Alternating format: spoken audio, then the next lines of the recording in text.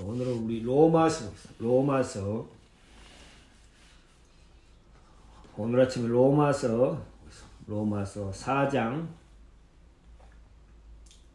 25절 로마서 4장 25절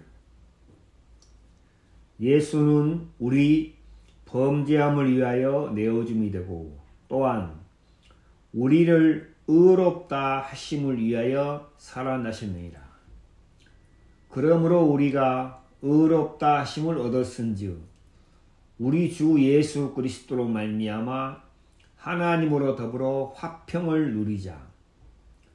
또한 그로 말미암아 우리가 믿음으로 서 있는 이 은혜에 들어감을 얻었으며 하나님의 영광을 바라고 즐거워하느니라. 다만 이뿐 아니라 우리가 환난 중에도 즐거워하나니 이는 환난은 인내를, 인내는 연단을, 연단은 소망을 이루는 줄 알미로다. 4절까지 겠습니다. 오늘 우리가 로마서 4장하고 5장 말씀을 통해서 하나님이 우리에게 하신 말씀과 우리의 마음이 같은지 또 우리가 점검해보고 하나님의 말씀으로 말미암아 우리의 마음이 하나님의 말씀과 같아지고 그로 말미암아 우리가 감사하고 기뻐하고 하나님께 영광을 돌리는 그런 복된 시간으로 하나님께서 이 오전 시간을 이끌어 주시기를 참 바라는 마음이 있습니다. 많은 교회에 다니는 사람들이 오늘이 부활절이라고 해서 부활절 예배를 드리는 사람 많습니다.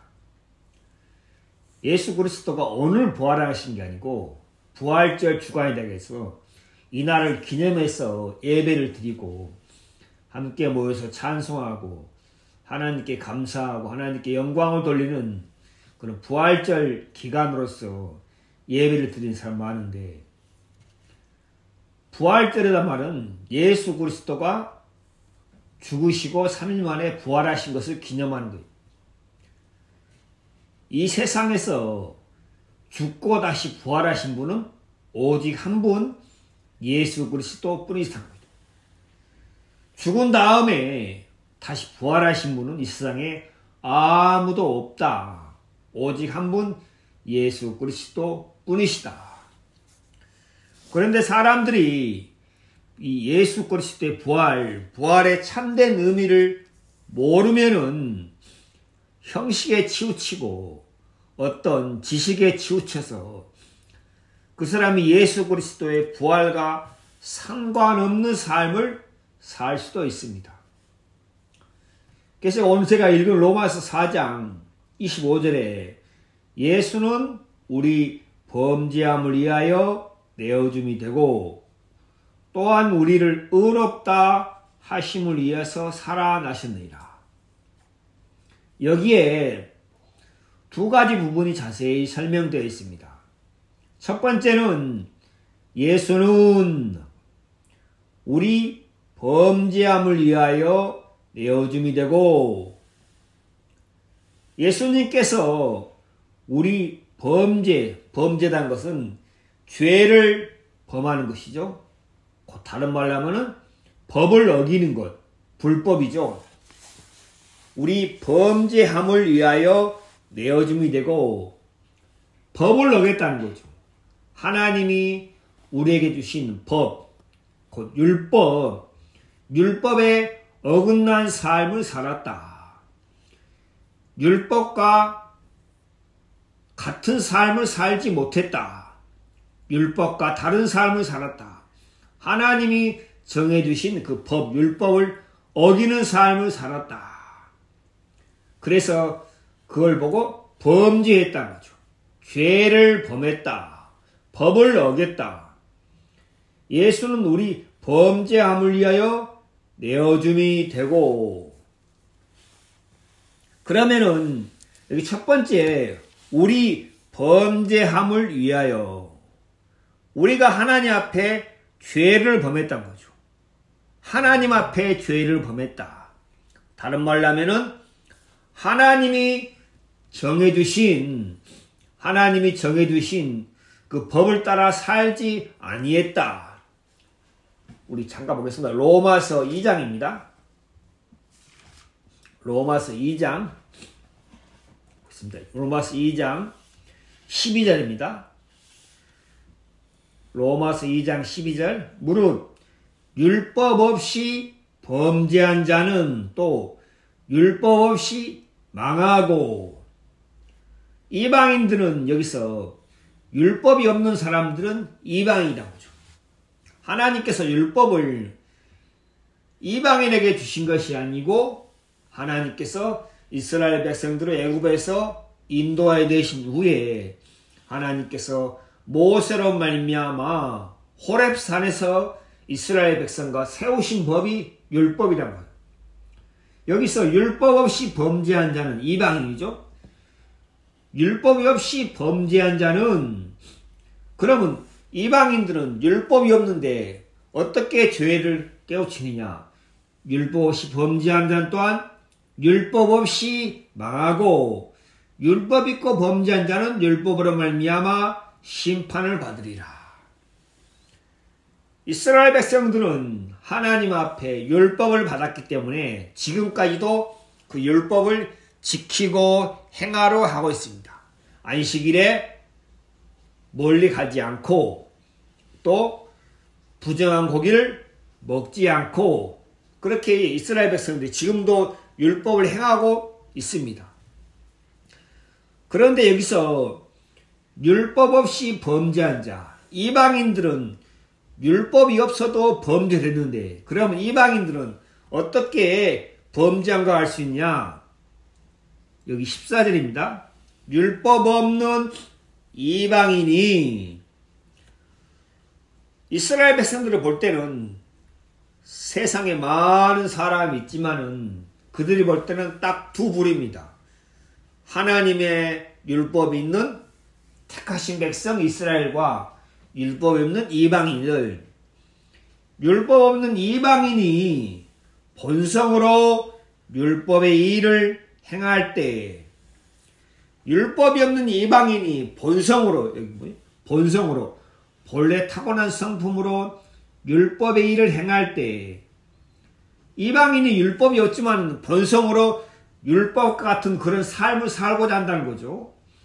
이 사람은 율법이 없어도 자기가 자기에게 율법이 되나니, 이런 이들은 그 양심이 증거가 돼요. 이방인들은 양심이 증거가 된다 했습니다. 양심이 곧 율법과 같은 일을 해야 한다는 거죠. 하나님이 사람들의 마음에 기록해 놓은 양심, 그 양심이 율법 같은 기능을 한다는 거죠. 너 이거 잘못됐어, 너 이거 죄야, 너 이거 나쁜 거야. 사람들이 양심에 새겨진 그 기능을 사람들이 충분히 느끼고 감각한다는 거죠. 곧 이방인들은 양심이 율법의 기능을 한다는 거죠. 아, 내가 잘못됐구나. 아, 내가 틀렸구나. 내가 나쁘구나. 야, 내가 악하구나 하고 양심이 증거가 되어 그 생각들이 서로 혹은 송사하며 변명하며 마음에 새긴 율법의 행위를 나타내니라.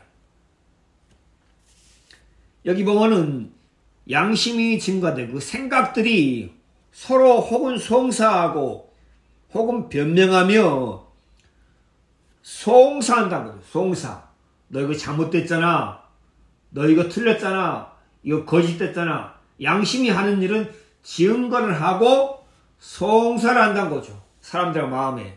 그래서 어떤 사람들은 양심의 증거가 마음이 막 고통이 돼서 양심 선언을 하는 사람 있잖아요. 양심 선언. 공무원들이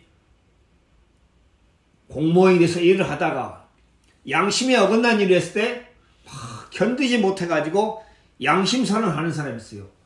내 양심이 도저히 견디지 못해서 내 이렇게 잘못했습니다. 군대에서도 그러고 양심이 송사한다는 거죠.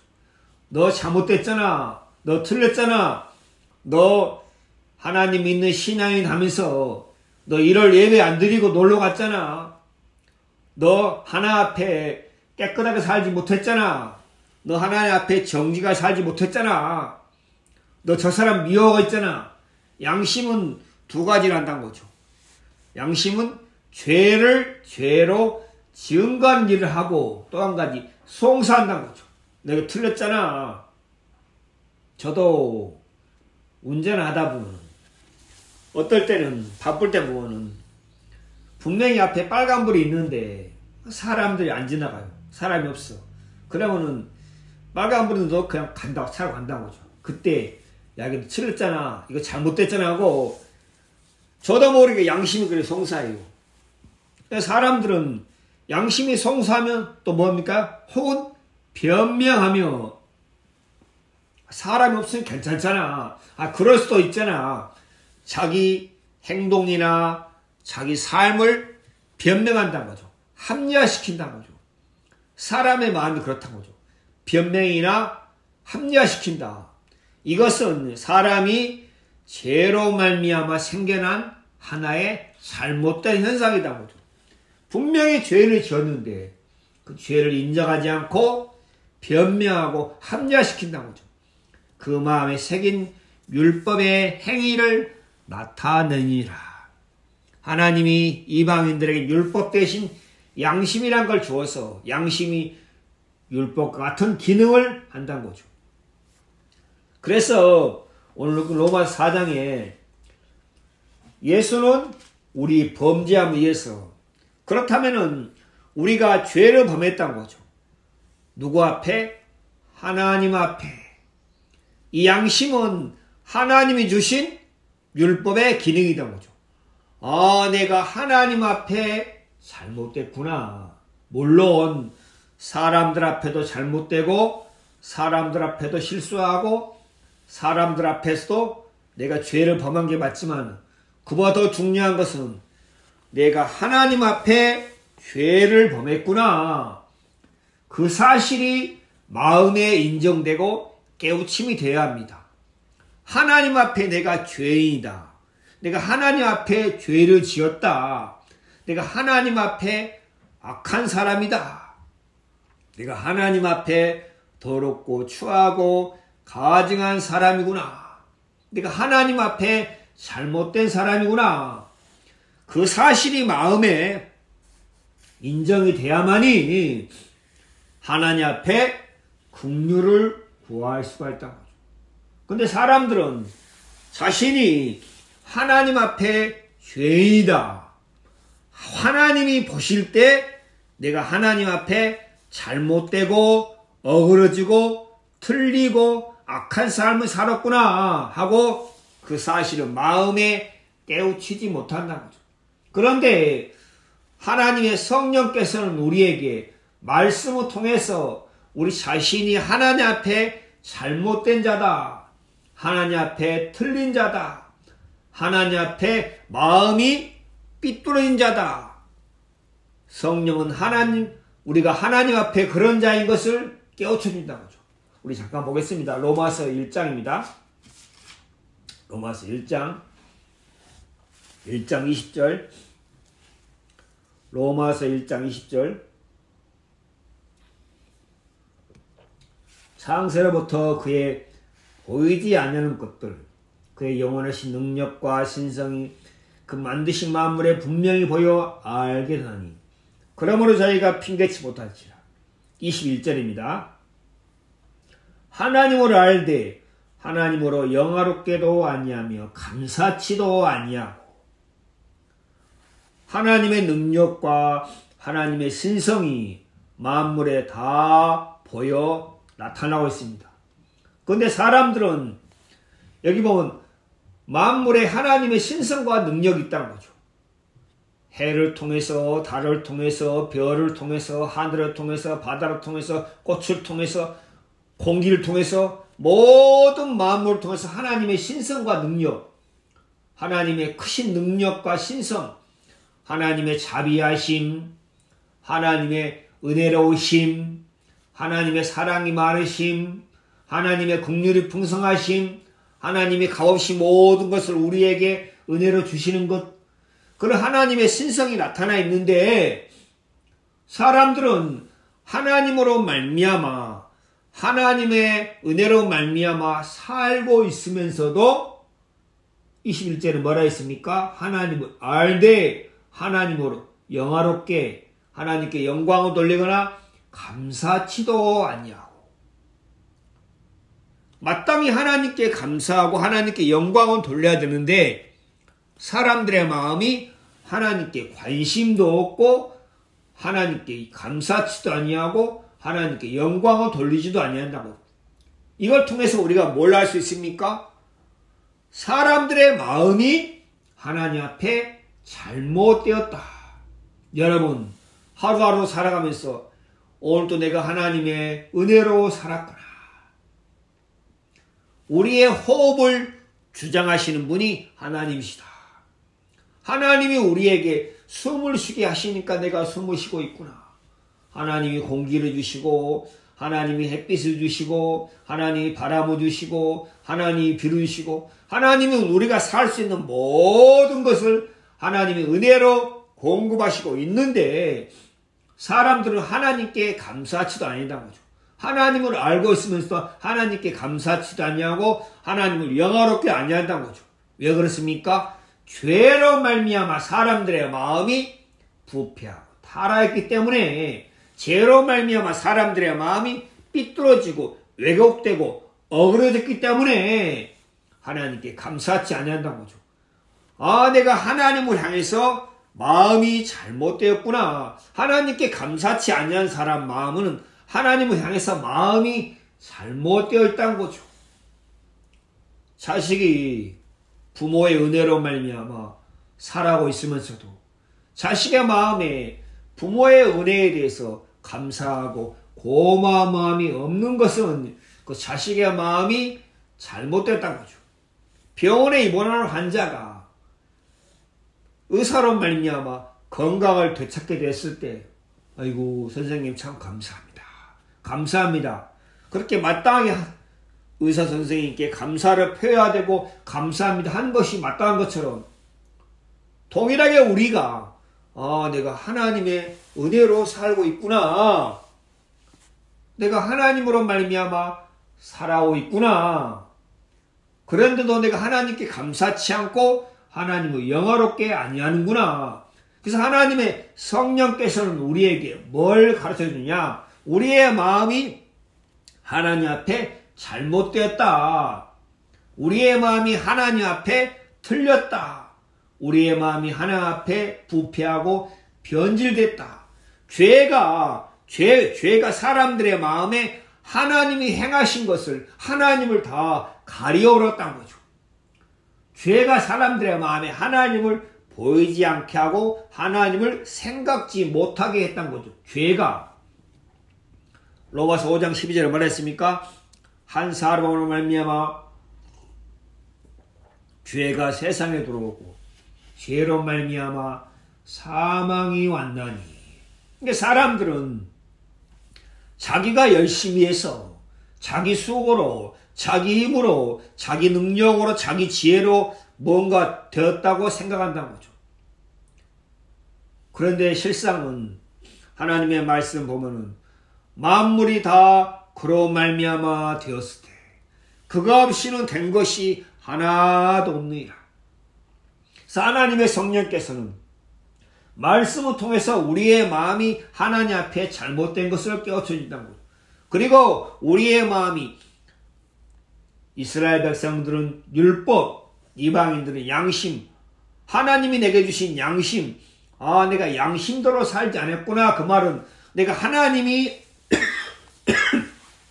내게 명하신 그 법대로 살지 않았구나 하는 사실을 우리의 마음에 가르쳐주고 있습니다. 그래서 내 자신이 하나님 앞에 죄를 범했다. 내가 하나님이 주신 그 명령, 법, 양심을 따라 살지 아니했다. 곧 내가 양심을 따라 살지 아니했다는 것은 하나님 앞에 죄를 범하고 살았다는 거죠. 그래서 오늘 읽은 로마서 4장 25절입니다.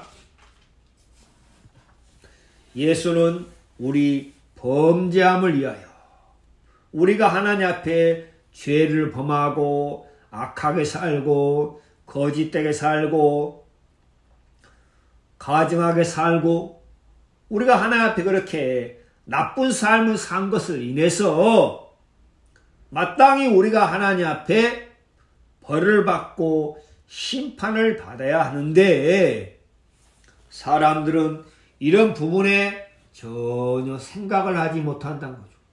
대부분 사람들이 어떻게 생각합니까? 내가 몇몇 가지 잘못한 게 있어. 내가 몇몇 가지 나쁜 점이 있어. 내가 몇몇 가지 틀린 것이 있어. 그러나 하나님 앞에 내가 전부 다 잘못됐구나. 내 전부가 다 틀렸구나. 나는 100% 하나님 앞에 타락하고 악한 사람이구나 하는 사실을 사람들은 깨우치지 못한다는 거죠. 그러니까 사람들이 하나님 앞에 하나님의 심판을 두려워할 줄 모른다는 거죠. 보겠습니다. 우리 로마서 3장입니다. 로마 3장 11절 로마 3장 11절 깨닫는 자도 없고 하나님은 찾는 자도 없고 여기 보면 깨닫는 자도 없다는 거죠. 뭘 깨닫지 못합니까? 많은 것이 있겠죠. 내가 하나님의 은혜로 살고 있구나. 그 사실도 못 깨우치고 이 모든 만물이 다 하나님의 손안에 있구나. 그 사실도 못 깨우치고 내 인생이 하나님의 손에 있구나. 그 사실도 깨닫지 못한다는 거죠. 깨닫는 자도 없고 하나님을 찾는 자도 없고 깨닫지 못하니까 하나님을 찾지 않는다는 거죠. 내 인생이 하나님의 손에 있구나. 내 생명이 하나님의 손에 있구나. 내 건강이 하나님의 손에 있구나. 그럼 내가 힘들고 어려울 때 하나님을 찾으면 되는데 깨닫지 못하니까 하나님을 찾지 않는다는 거죠. 12절입니다. 다 치우쳐 한 가지로 무익하게 되고 다 한쪽으로 치우쳐 있다는 거죠. 하나님 편에 있는 게 아니라 다 한쪽으로 치우쳐 있다는 거죠. 죄가 사람들을 다 한쪽으로 치우치게 했다는 거죠. 눈에 보이는 걸 쫓아서 자기 자신의 생각을 쫓아서 자기 마음의 욕망을 쫓아서 살게 했다는 거죠. 죄가 그렇게 했습니다. 다 치우쳐 한 가지로 무익하게 되고 무익한 삶을 산다는 거죠. 열심히 수고했으나 많이 노력했으나 나중에 보면 하나도 남는 것이 없는 무익한 삶을 산다는 거죠. 인생의 강건함은 70이여 80이라도 그 연수의 자랑은 수고와 슬픔뿐이니. 전도서에 뭐라 했습니까? 솔로몬이 헛되고 헛되며 헛되고 헛되니 모든 것이 헛되도다. 인생이 한평생 수고하고 애쓴 것이 자랑할 것이 무엇이뇨? 무익한 삶을 산다는 거죠. 하나님을 떠나서 살고 있으니까 무익한 삶을 산다는 거죠. 선을 행하는 자는 없나니 하나도 없도다. 하나님 보실 때 깨닫는 자도 없고 하나님을 찾는 사람도 없고 다 치우쳐 있고 선을 행하는 사람도 없고 하나도 없다. 인간으로서는 절대 하나님을 찾고 하나님을 구하고 하나님의 은혜를 깨달을 수가 없다. 그래서 하나님의 성령께서 말씀을 통해서 우리의 마음에 내가 하나님과 상관없는 삶을 살고 있구나.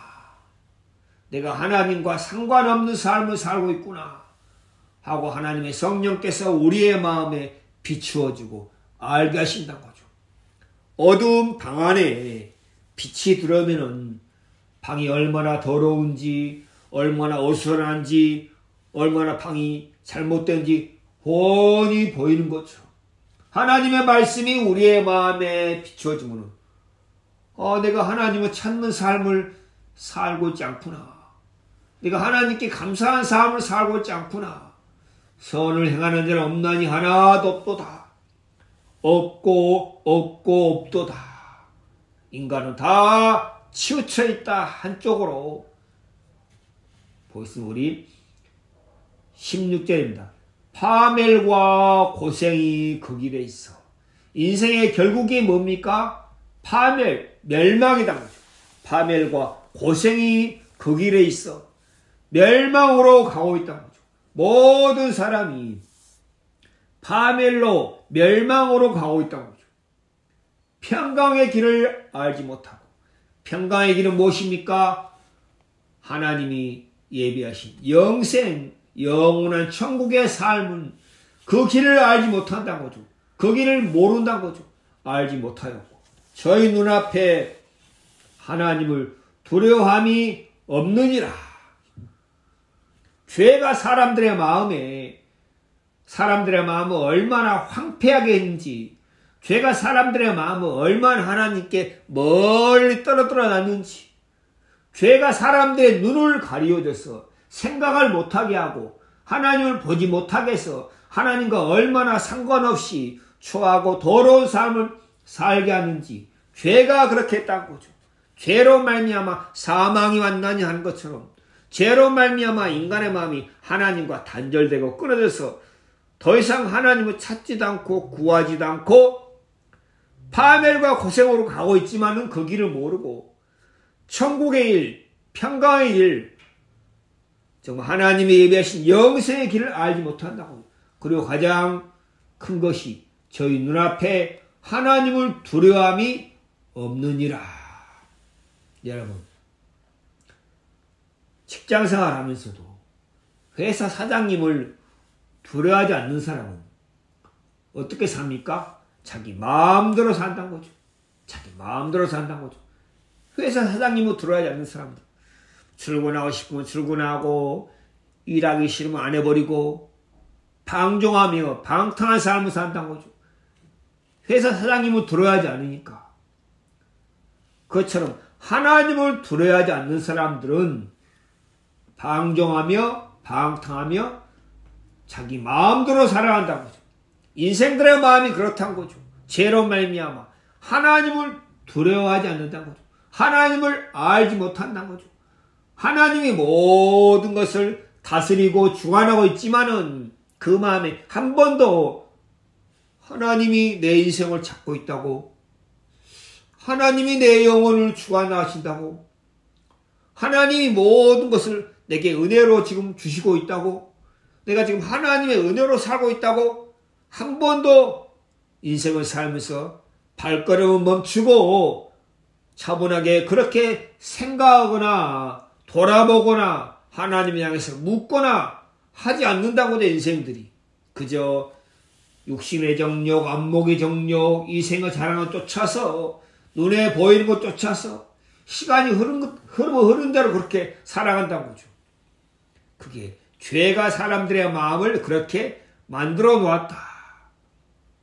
그래서 하나님께서는 먼저 우리의 마음에 내가 그동안 하나님 앞에 잘못된 삶을 살았구나. 내가 하나님의 은혜를 무시하고 멸시한 삶을 살았구나. 내가 하나님께 영광을 돌리지 않는 삶을 살았구나. 내가 하나님께 감사치 않는 삶을 살았구나 하고 하나님께서 말씀으로 우리의 마음에 깨우쳐주고, 그런 다음에 내가 그렇게 하나님 앞에 악하고 더럽고 추한 삶을 살았구나 하는 것을 발견함과 동시에 내가 하나님의 심판을 받을 수밖에 없구나. 하나님은 공의의 하나님이신데 반드시 하나님은 보호하신다. 반드시 하나님은 심판하십니다. 내가 하나님의 심판을 받을 수밖에 없구나 하는 사실을 마음에 하나님의 성령께서 한 사람 한 사람 마음에 깨우쳐준다는 거죠. 두렵다. 내가 하나님의 심판을 어떻게 피할꼬? 영원하신 하나님의 그 심판을 피할 수가 없구나. 공의의 하나님이신데, 거룩하신 하나님이신데, 의로우신 하나님이신데 그 하나님의 심판을 내가 피할 수 없구나 하는 사실을 하나님께서 말씀으로 우리의 마음에 가르쳐 주시고 알게 하신다. 그래서 오늘 우리가 읽은 로마 4장 25절에 예수는 우리 범죄함을 위하여 내어줌이 되고, 예수는 하나님의 아들 예수는 우리 범죄, 우리가 하나님 앞에 잘못된 것을 인해서, 우리가 하나님 앞에 악하고 더럽고 추한 삶을 산 것을 인해서 내가 하나님 앞에 벌을 받아야 되고, 내가 하나님 앞에 심판을 받아야 되고, 내가 하나님 앞에 죄에 대한 값을 치러야 되는데, 내가 당해야 할 심판, 내가 당해야 할 벌, 내가 당해야 할 죄값을 내가 당해야 되는데, 이게 뭐라 했습니까? 예수는, 바울이 여기서 뭐라 했어요? 예수는 우리 범죄함을 위해서 내어줌이 되고, 참 성경 말씀을 대하다 보면 감사한 게, 예수는 내어줌이 되고, 여기서 우리가 알 수 있는 것이 참 감사합니다. 하나님께서는 공의의 하나님이시니까 반드시 하나님은 심판하십니다. 죄에 대해서 반드시 심판하십니다. 그렇지 않으면 그 하나님은 공의의 하나님이 아니십니다. 아브라함이 뭐라 했습니까? 하나님, 소돔에 의인 10명이 있어도 하나님은 심판하십니까? 공의의 하나님 아니십니까? 그러니까 하나님이 아브라함에게 뭐라고 대답했습니까? 아니다. 내가 의인 10명이 있어도 소돔성을 심판하지 않겠다. 결국은 소돔성에 의인 10명이 없었단 거죠. 이 안산 땅에 의인 10명이 있습니까? 이 안산 땅에 의인 10명이 있습니까? 이 대한민국에 의인 1000명이 있습니까? 하나님 의인 1000명이 있다면 그 1000명을 인해서도 심판을 미루신다는 거죠. 그런데 이 안산 땅에, 대한민국에, 이 세계에 의인이 얼마나 있습니까? 의인이 많지 않다는 거죠. 그래서 하나님은 공의의 하나님이시다. 하나님은 공의의 하나님이시다.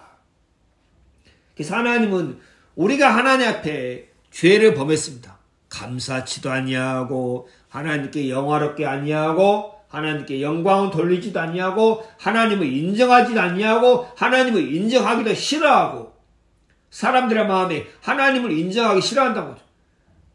내 수고, 내 열심, 내 노력, 나로 말미암아 됐지, 이 모든 것이 하나님으로 말미암아 되었다고, 하나님으로 말미암아 분명히 되는데 하나님으로 말미암아 되었다고 인정하기 싫어한다는 거죠.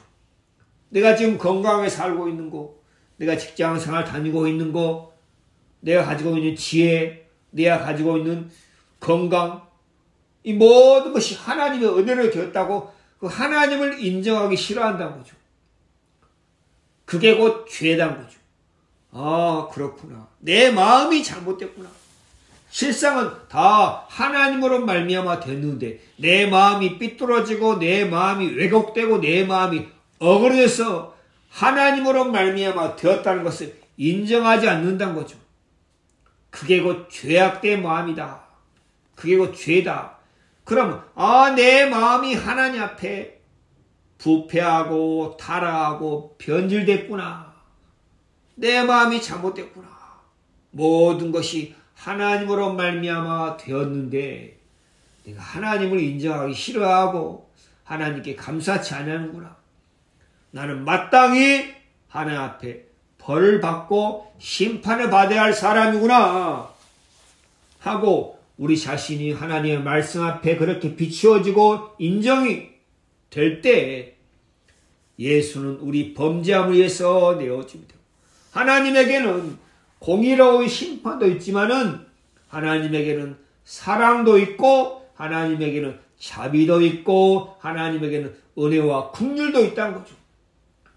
우리가 범죄했기 때문에 우리가 하나님 앞에 심판을 받아야 되는데 여기 뭐라 했습니까? 예수는 우리 범죄함을 위하여 내어줬다는 거죠. 예수님을 대신 내어줬다는 거죠. 어디에요? 하나님의 심판을 받는 자리에 내어줌이 되고, 하나님께서 우리 대신에 예수님을 우리 죄에 대한 심판과 벌을 받겠다는 거죠. 내어줌이 되고. 우리 잠깐 보겠습니다. 신약성경 고린도후서입니다. 신약성경 고린도후서. 자, 고린도후서 5장, 고린도서 5장 19절입니다. 신약성경 고린도후서 5장 19절. 이는 하나님께서 그리스도 안에 계시사 세상을 자기와 화목하게 하시며, 하나님께서 어디 안에 있다고요? 그리스도 안에 계시사. 그리스도 안에 하나님이 계셨다. 예수님 안에 하나님이 계셨다. 세상을 자기와 화목하게 하시며, 하나님은 세상을 자기와 화목하게 하기를 원하셨다는 거죠. 화목이란 말은 무엇입니까? 화목, 화해, 서로 화해한다. 예를 들어서 저하고 어떤 사람하고 심하게 다투고 싸웠을 때 서로가 막 마음이 돼서 원수 같은 미워하는 마음을 가지고 있다는 거죠. 두 사람은 절대 화목이 안 돼요. 이 사람도 나를 막 원수같이 여기고 나도 이 사람을 원수같이 여긴다는 거죠. 절대 화목이 안 돼요. 예를 들어서 우리나라하고 일본하고, 우리나라 사람들이 일본에서 막 미워하는 마음 있잖아요. 원수같이 여기잖아요. 왜 그렇습니까? 일본이 우리나라를 36년 동안 지배하면서 온갖 만행이란 만행은 다 하고, 악하게 하고, 위안부 사건, 군만용 징집 사건, 온갖 만행을 다 저질렀어요. 악하고 추한 거 다 행했어요. 그래서 우리나라 사람 마음에 일본에 대해서 원수같이 여긴다는 거죠. 그런데 일본 사람들은 거기에 대해서 진심으로 반성하거나 인정하는 마음이 없어요. 그것처럼 두 사람이 원수같이 여긴다는 거죠. 하나님과 사람은 하나님을 향해서 하나님을 싫어하고 하나님의 간섭과 하나님의 다스림과 하나님을 인정하기 싫어한다는 거죠. 하나님 자체를 마음에서 알기 싫어한다는 거죠. 하나님을 가까이 하기 싫어하는 그런 마음이 인생에 있어요. 제가 사람들 만나서 대하다 보면 말씀 좀 드리겠습니까? 됐습니다. 제가 일요일마다 전도하는데 전도하다 보면 전도안주를 주면 고개를 흔들고 손을 흔들면서 저 관심 없어요. 저 교회 다니고 있어요. 사람들의 마음에 하나님을 가까이 하고 알기를 싫어한다는 거죠. 왜 그렇습니까? 그 사람들이 하나님의 은혜로 살고 있지만 하나님을 모른다는 거죠. 마음에서 하나님을 알기를 싫어한다는 거죠. 사람 마음에 하나님을 원수가 여긴다는 거죠. 그래서 하나님 편에서도 인생들이 하나님의 은혜로 살고 있지만은 하나님의 은혜를 모르고 감사치 않으니까 하나님은 마땅히 인생들에게 벌을 내리고 심판을 내려야 돼요. 하나님의 인생들을 저주하시고 심판하신다고 하죠. 그래서 인생과 하나님 사이에 원수가 저기는 마음이 있다는 거죠. 전에도 모르는 인생들, 내가 모든 것을 은혜로 공급하고 있지만 내 은혜를 모르고 망가하고 나를 섬기지 않고 감사치 않은 인생들, 사람들의 마음을 죄로 말미암아 하나님과 상관없이 자기 마음과 자기 욕심을 따라 막 살기 원한다는 거죠. 하나님의 간섭을 싫어하고 하나님을 인정하기 싫어한다는 거죠. 두 사이에 이게 뭐라 했습니까? 세상을 자기와 화목하게 하시며, 그런 인생들을 하나님은 하나님과 화목하게 원하신다고. 그래서 인생과 하나님 사이에 필요한 것이 무엇입니까? 중보자입니다. 중보자. 중보자는 그 무엇입니까? 두 사이에서 가운데서 두 사람의 마음을 화목하게 하는 일을 중보자라는 거죠. 중보자. 세상을 자기와 화목하게 하시며. 그래서 예수님은 요한일서에 뭐라고 했습니까? 저는 우리의 화목 제물이 되시며, 예수님은 우리와 하나님 사이를 화해케 하고 평강케 하고 서로 화목케 하는 일을 하셨다는 거죠. 화목 제물이 되시며 세상을 자기와 화목하게 하시며 저희의 죄를 저희에게 돌리지 아니하시고 화목하게 하는 말씀을 우리에게 부탁하셨느니라. 21절입니다.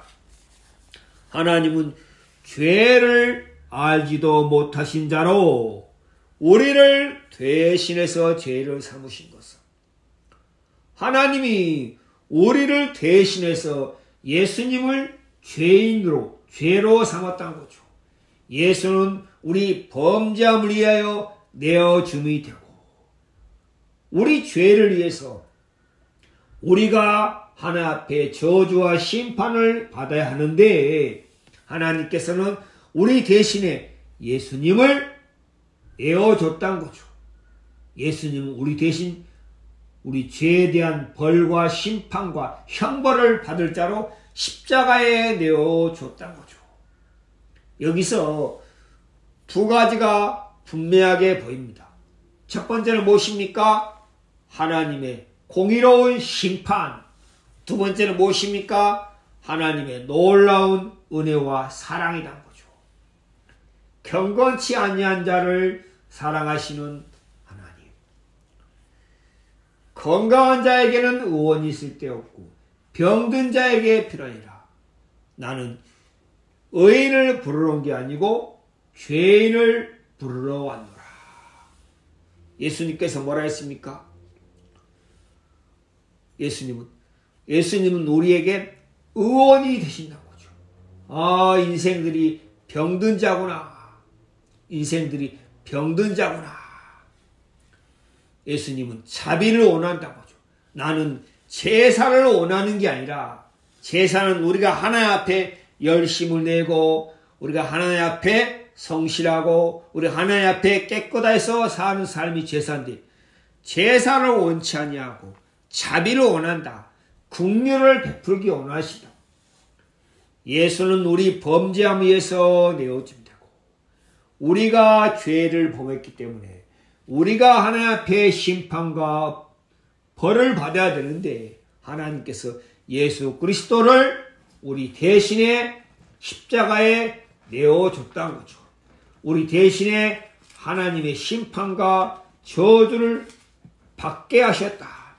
예수는 우리 범죄함에서 내어줌이 되고 내어줬다는 거죠. 우리를 대신해서 하나님이 우리 영혼을 사랑하사. 또한 두 번째입니다. 또한 우리를 의롭다 하심을 위해서 살아나셨느니라.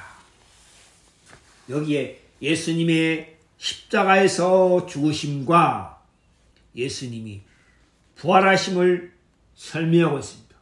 의롭다 하심을 위해서 살아나셨다. 예수님이 부활하신 것은 곧 무엇입니까? 우리가 의롭게 된 증거다. 하나님이 우리를 저 유정령이는 의롭다 하기 위해서 예수님이 부활을 하셔야 했다고. 만약에 예수님이 부활하지 못하면은 하나님이 우리를 의롭다 말씀할 수가 없습니다. 왜 그렇습니까? 우리 죄 때문에 내어준 예수님이 부활하지 못했으니까, 부활하지 못했다는 것은 아직까지 죄에 대한 심판과 죄에 대한 형벌을 당하고 있다는 증거죠. 부활하지 못했으니까. 예를 들어서 어떤 사람이 죄를 범해서 교도소에 들어갔습니다. 그런데 나오지 못했어요. 그럼 어떻게 된 것입니까? 지금 죄에 대한 값을 치르고 있는 중이죠. 아직 죄에 대한 값을 다 치르지 못했기 때문에 그 사람 교도소에서 복역을 하고 있는 것이죠. 그럼 그 사람이 교도에서 나왔다는 것은 죄에 대한 값을 다 치루었다는 거죠. 마찬가지로 하나님이 우리를 의롭다 그렇게 말씀하시려면은 예수님이 반드시 부활을 하셔야 한다고. 그럼 예수님이 죽으시고 장사 지낸 바 되시고 죽고 장사 지냈다는 거죠. 장사 지냈다는 것은 교도소에 들어갔다. 장사 지낸 바 되시고 3일 만에 부활하셨다. 예수님이 부활했어요. 그럼 하나님 우리를 이제 의롭다 말씀할 수 있습니다. 의롭다 하심을 위해서 하나님께서 의롭다 하심 누가 그렇게 선포합니까? 하나님이요. 잠깐 보겠습니다. 로마서 8장입니다. 로마서 8장 33절 누가 능히 하나님의 택하신 자들을 송사하리요 의롭다 하신 이는 하나님이시니 하나님은 공의로운 심판장입니다. 하나님은 공의로우신 분이기 때문에 하나님이 의롭다 선포하려면 반드시 법적인 근거가 있어야 돼요.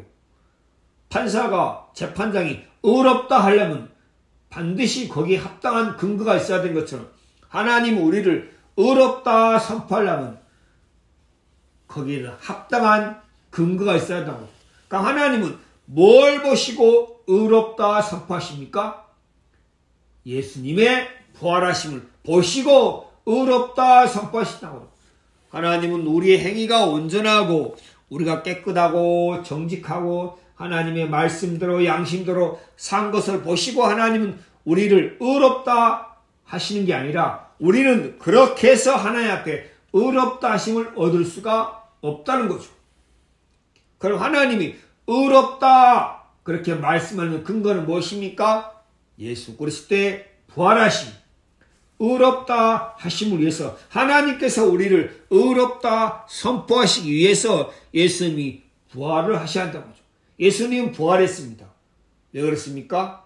예수님은 자기 죄 때문에 죽은 게 아니라 사람들의 죄 때문에 죽었기 때문에 더 이상 사망이 그를 가둬둘 수가 없었다고요. 예수님이 3일 만에 부활했어요. 예수님이 3일 만에 부활했다는 것은 하나님이 이제 우리를 의롭다 할 수 있다는 거죠. 그래서 우리가 예수님의 부활로 말미암아 우리가 의롭다 하심을 얻었다는 거죠. 그럼 우리가 의롭다 하심을 얻는 것은 누구 앞에요? 우리가 하나님 앞에 서려면은 하나님 앞에 서려면 마땅히 의롭다 하심이 되어야 한다고. 잠깐 보겠습니다. 보겠습니다. 구약성경 욥기 구약성경 욥기 구약성경 770페이지 욥기 9장입니다. 구약성경 욥기 9장 1절입니다. 욥이 대답하여 가로되 내가 진실로 그 일이 그런지는 인생이 어찌 하나님 앞에 의로우라. 하나님 앞에 의로운 인생이 하나도 없다는 거죠. 로마서 3장에 뭐라 했습니까? 의인은 없나니 하나도 없으며 인생이 하나님 앞에 의롭다 하시면 어디 인생이 단 한 사람 없다고. 그래 너 의롭다 하나님의 그렇게 인정하실 받을 사람, 하나님의 인정과 하나님의 선언을 받을 사람이 단 한 사람도 없다는 거죠. 인생이 어찌 하나님 앞에 의로우라. 우리가 마땅히 하나님 앞에 서려면은 공의로우시고 의로우신 거룩하신 하나님 앞에 서려면 의롭다 하심이 있어야 한다는 거죠. 하나님이 의로우신 분이니까 우리도 의롭게 돼야만이 하나님 앞에 설 수 있다는 거죠. 그런데 인생으로서는 인생들의 행위나 인생들의 열심이나 인생들의 수고나 사람의 그 어떤 것으로도 하나님 앞에 의롭게 될 수가 없다는 거죠. 공의로우신 하나님은, 의로우신 하나님은 의롭지 못한 것을 볼 때 절대 용납할 수가 없다는 거죠. 절대 받아들일 수 없다는 거죠. 우리 잠깐 보겠습니다. 로마서 3장입니다. 로마서 3장 보겠습니다. 로마서 3장 20 28절입니다. 로마 3장 28절. 있습니다. 3장 20절. 그러므로 율법의 행위로 그의 앞에, 율법의 행위로 율법을 온전히 지켜서 또는 이방인들이 양심대로 살았어, 나 양심대로 살았습니다 하는 사람 있습니까? 단 한 사람도 없다고. 다 양심을 어겼어요. 양심을 어긴 건 사람들 앞에 보이지 않지만 자기 마음이 너 양심대로 못 살았잖아. 양심이 제가 얘기했죠. 증거하고 송사한다. 양심이 그 사람을 증거하고 송사한다고. 율법의 행위로 그의 앞에, 누구 앞에요? 거룩하신 하나님 앞에, 공의로우신 하나님 앞에, 순전하신 하나님 앞에, 깨끗하신 하나님 앞에 의롭다 그렇게 인정을 받을 사람이 육체가 없나니, 사람의 행위로, 사람의 수고로, 사람의 양심으로 말미암아 하나님 앞에 그래 너 의롭다 하심을 얻을 사람이 단 한 사람도 없다는 거죠. 그렇다면 하나님 앞에 의롭다 하심을 얻을 사람이 단 한 사람도 없다면 모든 사람이 다 하나님 앞에 저주와 심판을 받을 수밖에 없다는 말입니다. 그렇구나. 그래서 예수는 우리 범죄함을 위해서, 우리가 하나님 앞에 잘못되고 어그러지고 우리가 하나님 앞에 악한 삶을 산 것에 인해서 감사치도 아니하고 영광도 안 돌리고 하나님을 인정하기 싫어하고 하나님 가까이 나가도 싫어하는 그런 인생들이 악하고 부패한 마음, 그런 걸 인해서 예수는 우리 범죄함을 위해서 내어줌이 되고 우리를 의롭다 하심 위해서 살아나셨느니라. 예수님은 두 가지를 하셨습니다. 첫 번째는 우리 범죄 때문에 우리 대신에 하나님 앞에 심판과 형벌을 받으셨다. 내 죄에 대한 모든 심판이 예수님에게 다 쏟아 부어졌다. 하나님은 예수님이 우리 대신 심판받기를 원하셨다. 하나님에게는 뭐가 있으니까요? 사랑이 있으니까, 긍휼이 있으니까, 또한 우리를 의롭다 하시기 위해서 예수님이 살아나셨다. 그러면 우리가 하나님 앞에 죄에 대한 심판을 면하는 것도 예수님으로 말미암으며, 우리가 하나님 앞에 당당하게 의롭다 하나님, 그래 너 의롭다 하심을 얻는 것도 예수님으로 말미암이다는 거죠. 여러분, 이 성경을 통해서 하나님이 우리에게 뭘 가르쳐주고 있습니까? 공의의 하나님이시다. 사랑의 하나님이시다. 긍휼의 하나님이시다. 자비가 많은 하나님이시다. 오래 참고 기다리시는 하나님이시다. 우리 이사야서 53장입니다. 이사야 53장 보고 마치겠습니다. 구약 성경 이사야 53장입니다. 이사야 53장 10절입니다. 53장 10절. 여호와께서, 만군의 여호와께서 모든 인생에게 은혜와 긍휼을 베푸시고 모든 인생을 살게 하시고 모든 인생을 주관하시는 만군의 여호와께서, 우리가 눈으로 보고 알 수 없고 우리 육체의 감각으로 알 수 없는 하나님이 말씀을 통해서 우리의 마음에 말씀으로 우리에게 말씀하시고 가르쳐 주신다는 거죠. 내가 너희를 돕고 있다. 내가 너희의 모든 삶을 지켜주고 보호하고 있다. 내가 너희에게 모든 부분에 은혜를 베풀고 있다. 만물 안에 신성과 능력이 있다. 너희가 숨을 쉬는 거, 먹는 거, 잠자는 거, 정신이 건강한 거, 모든 거 내가 너희를 돕고 있고 은혜를 베풀고 있다. 그 만군의 여호와께서, 하나님이 어떠한 분이신지 말씀을 통해서 우리에게 가르쳐 주시고 알게 하신다고.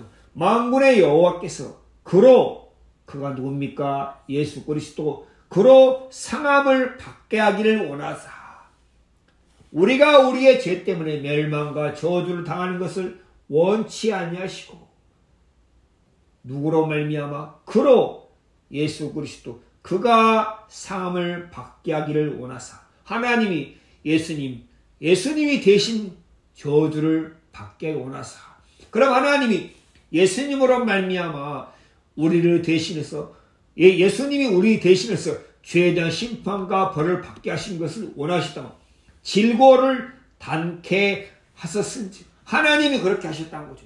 왜 그렇습니까?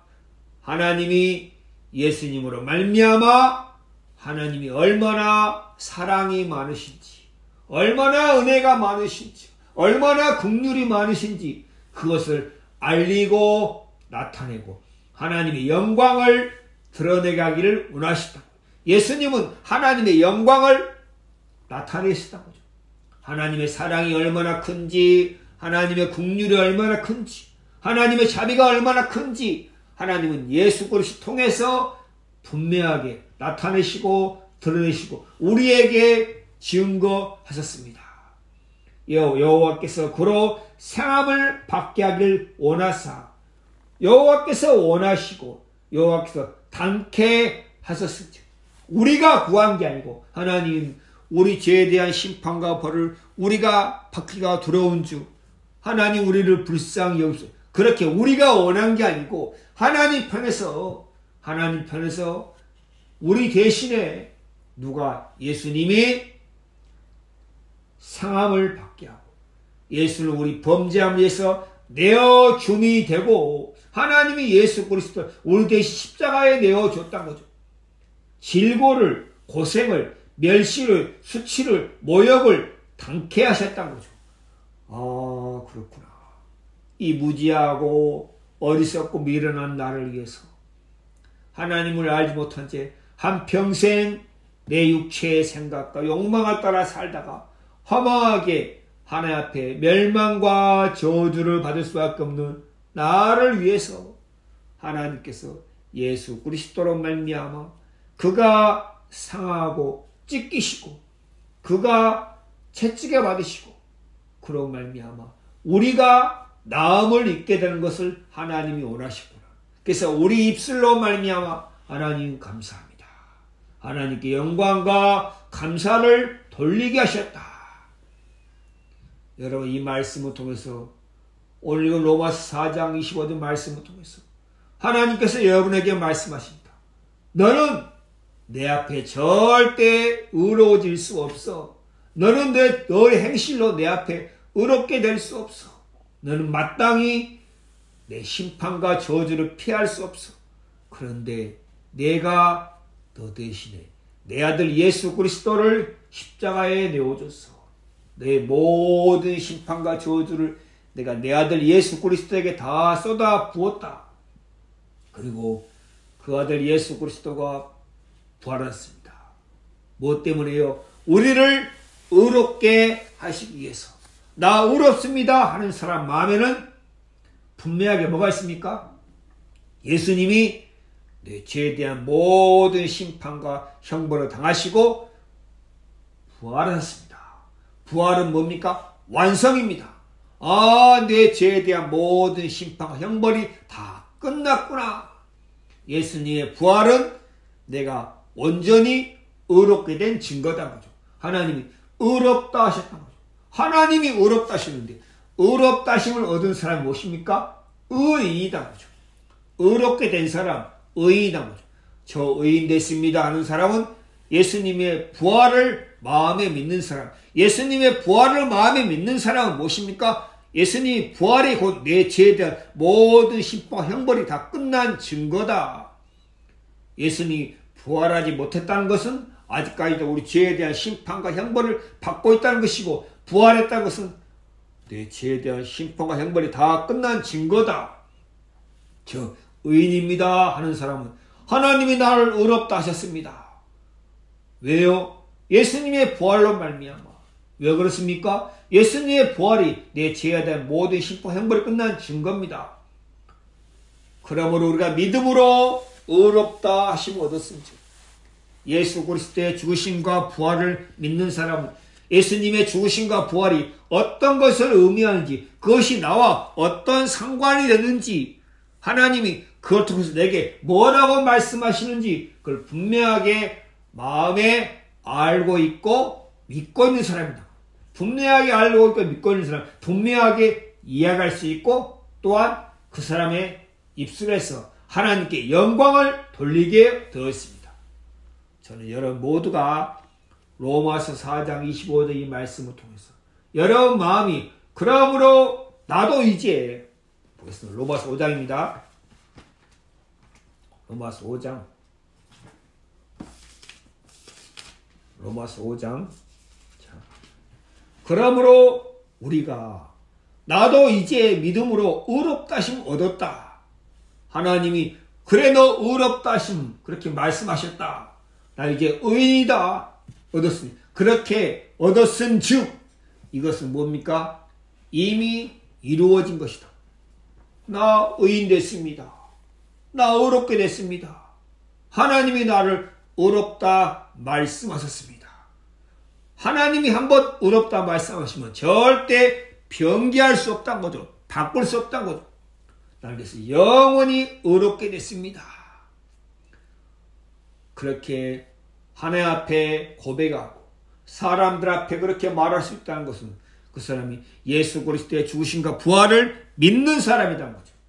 여러분 모두가 로마서 5장 1절까지 마음이 이르러서 그 다음에 예수 그리스도를 말미암아 하나님께 화평을 누리고 감사하고 하나님께 영광을 돌리는 그런 복된 삶을 사는 여러분이 되시기를 주의 이름으로 간절히 축원을 드립니다. 오늘 말씀은 여기서 마치겠습니다.